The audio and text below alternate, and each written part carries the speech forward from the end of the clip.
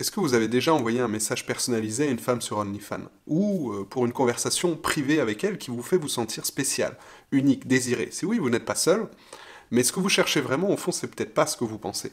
Beaucoup d'hommes s'abonnent à des comptes OnlyFans, non pas uniquement pour du contenu explicite, non pas forcément pour faire des demandes sexuelles atypiques, ça peut être le cas, mais pas toujours, mais pour ce qu'on appelle plutôt, vous savez, la girlfriend experience.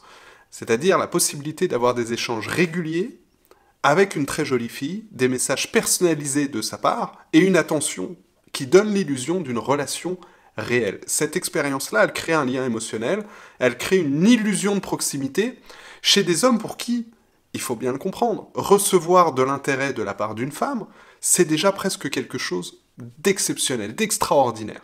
J'ai fait une vidéo notamment sur les escort girls, dans laquelle j'expliquais que beaucoup d'hommes fantasment l'idée d'une relation amoureuse avec la fille, après une ou deux entrevues tarifées, simplement, après un rapport sexuel, simplement parce qu'elle discute avec eux, sur la base simplement de quelques échanges profonds après le rapport sexuel. J'ai eu des clients qui m'ont dit, moi Quentin, j'étais naïf, j'étais persuadé que mon escort girl allait arrêter son métier pour moi, c'est dire la naïveté, parce que derrière ce phénomène se cache en fait souvent une réalité bien plus sombre, c'est la solitude affective. Il y a plein d'études qui montre que de plus en plus d'hommes, notamment chez les plus jeunes, éprouvent des difficultés réelles à nouer des relations intimes dans la vie réelle. La solitude affective, ça devient un problème majeur, sauf que voilà, ces interactions en ligne qu'on peut avoir avec des femmes, bien que ça soit satisfaisant à court terme, parce qu'elles apaisent aussi l'anxiété, la mauvaise estime de soi, mais c'est très temporaire, elles ne comblent pas le vide affectif. Au contraire,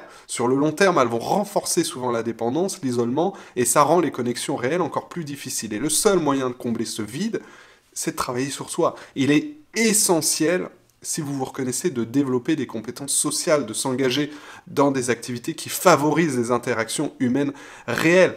Rejoindre des groupes, participer à des événements sociaux, consulter un professionnel, un coach de vie, ça peut être des étapes vers une meilleure version de soi-même, plus de maturité émotionnelle, plus d'éducation sentimentale et des relations plus authentiques. Sauf que c'est malheureux, mais tous ces hommes, vous savez, dont je parle, qui sont en fait des laissés pour compte, qui sont les grands perdants sur le marché des cœurs à prendre, font généralement deux choses pour essayer de sortir de cette galère au niveau sentimental. La première, c'est s'inscrire sur les applications de rencontres, avec le résultat qu'on connaît, ça va finir par anéantir complètement ce qui leur reste d'estime de soi. Et la deuxième chose qu'ils font, c'est d'aller vers les communautés de séduction, vers les communautés masculinistes. C'est quoi cette communauté? En fait, c'est un groupe avec lequel ils vont pouvoir partager une expérience commune de rejet, de frustration. C'est une communauté où le langage est très codé. Ça crée aussi un sentiment de camaraderie, une sorte de réconfort, même si c'est toxique, ça crée du réconfort dans la colère qu'on partage tous ensemble. Donc ces hommes cèdent en fait aux sirènes des coachs en séduction, de certaines figures masculinistes, dont en fait le discours s'adresse directement à ces hommes en leur disant « Ok, tu ressens de la solitude, tu ressens du rejet, tu ressens de la honte, tu ressens un sentiment d'injustice, d'incompréhension, tu te dis mais pourquoi moi j'y arrive pas, pourquoi je passe au second plan avec les femmes alors que mes amis trouvent l'amour ?» Alors, je vais t'offrir une explication simple et très séduisante sur le papier. Le problème, c'est pas toi, c'est la société, c'est les femmes, c'est le féminisme.